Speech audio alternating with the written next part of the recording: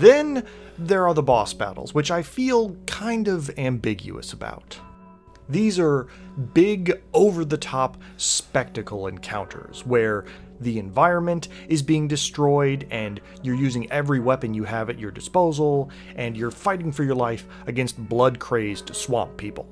And a lot of times, these battles involve gimmicks or special conditions that, if you're not aware of, can result in just your instantaneous death. And I found that a little frustrating, because in a survival horror game, you are not typically expected or encouraged to experiment. So having the boss pull out a one-hit kill midway through the battle feels a little unfair.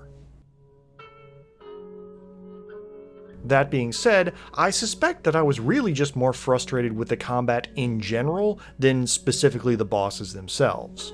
In transitioning to a first-person perspective, this Resident Evil has transmogrified itself, perhaps unintentionally, into the format of a first-person shooter. And that's tricky because there are certain expectations about how a first-person shooter should work. And yet, the combat overall does not equate to other contemporaries in the genre.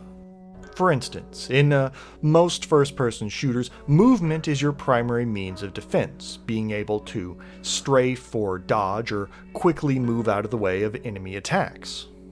Whereas here in Resident Evil 7, your character moves very slowly, and the primary means that you use to defend yourself are by throwing up your arms to block incoming attacks.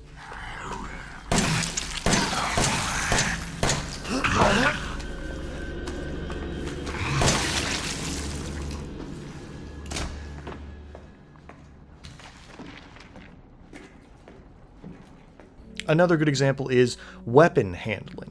In a first-person shooter, all of your guns need to look and feel like they would in real life. And yet here in Resident Evil 7, the weight and impact of the different weapons is somewhat inconsistent.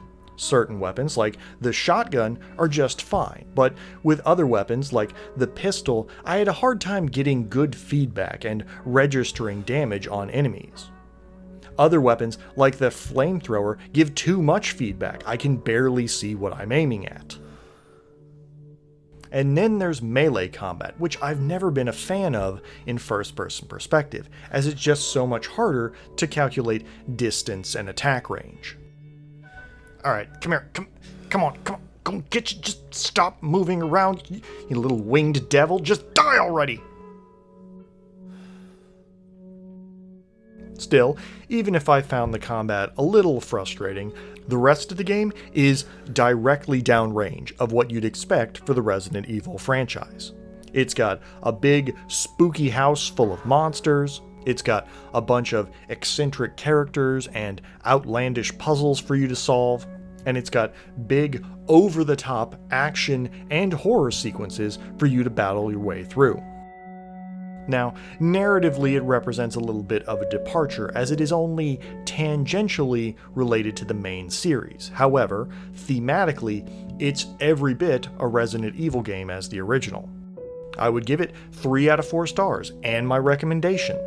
I may have gone in expecting first-person shooter controls, and I didn't really get them, but in every other respect the game delivered. If you are a fan of the Resident Evil series, or if you're looking for an intense, atmospheric survival horror game, then yeah, this is definitely one to check out. Alright, thanks for listening. What happens in the swamp stays in the swamp. Till next time.